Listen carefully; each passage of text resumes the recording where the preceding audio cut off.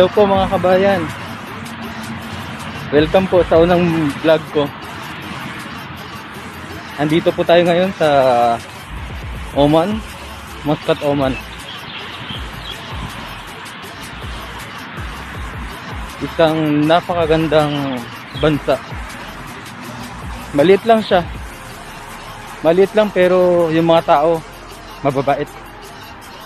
Yung mga lokal mababait sila. Saka matulungin. Grabe.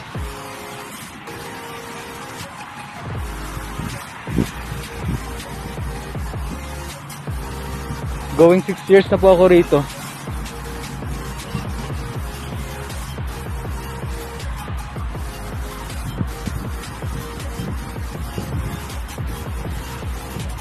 Maliit lang yung bansa nila pero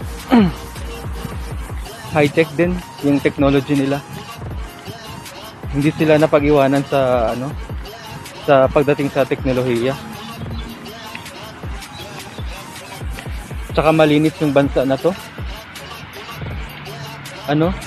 Disiplinado sila pagdating sa cleanliness.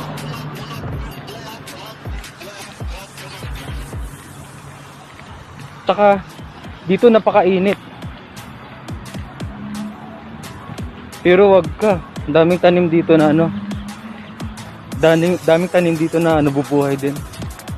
Kasi nga dahil sa disiplinado sila sa pagdating sa sa cleanliness.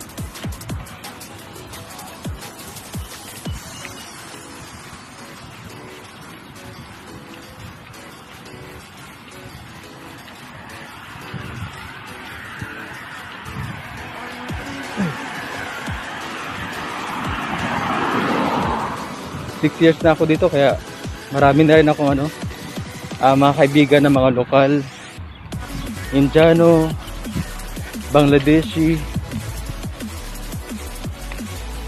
Pagka marunong ka talaga makisama, marami ka talaga magiging kaibigan.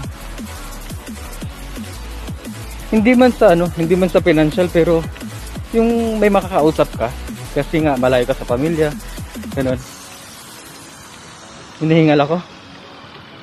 Siguro ganito talaga pag patanda na.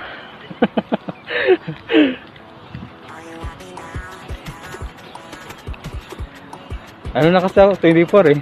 24. Joke lang. Nagpas na ako sa kalendaryo.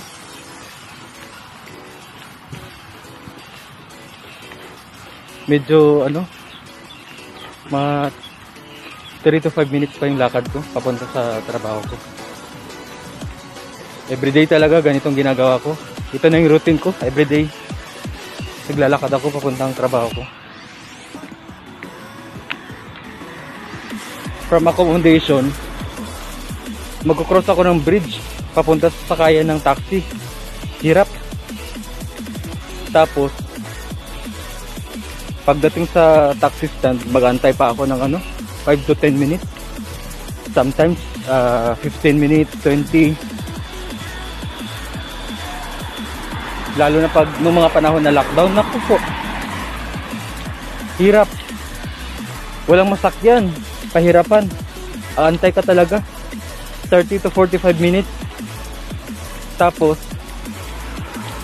from taxi stand sa Algubra, babiyahe ako papuntang Sib sa Old Airport.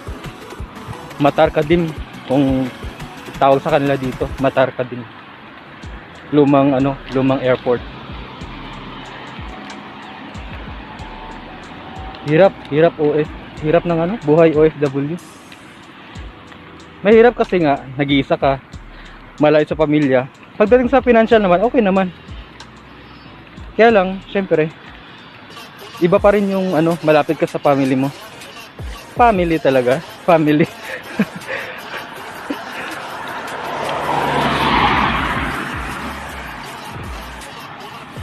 Tapos, saan ba tayo? From airport, maglalakad ulit ako. Magko-cross ako ng bridge papunta doon sa sa pinakamalaking bangko ng Oman. Bank Muscat. Yung pinaka head office nila. Andun yung work ko. Nasa loob. Welcome back po mga kabayan. Nakarating na rin ako sa trabaho ko. After 5 to 10 minutes na paglalakad. Ganito lang din yung ginagawa ko araw-araw. Nakapagbukas na ako ng cash counter. Tapos yung back office ko bukas na rin. Yan. Ganyan lang din ang ginagawa ko. Pagpasensyaan nyo na yung usap ko sa inyo kasi first time ko tong ginawa eh. Iwan ko kung may kasunod pa. Sana supportahan nyo yung vlog ko. Mga kabayan sa Oman, sa Middle East. Sana po i-subscribe nyo yung YouTube channel ko. Thank you po. Bye!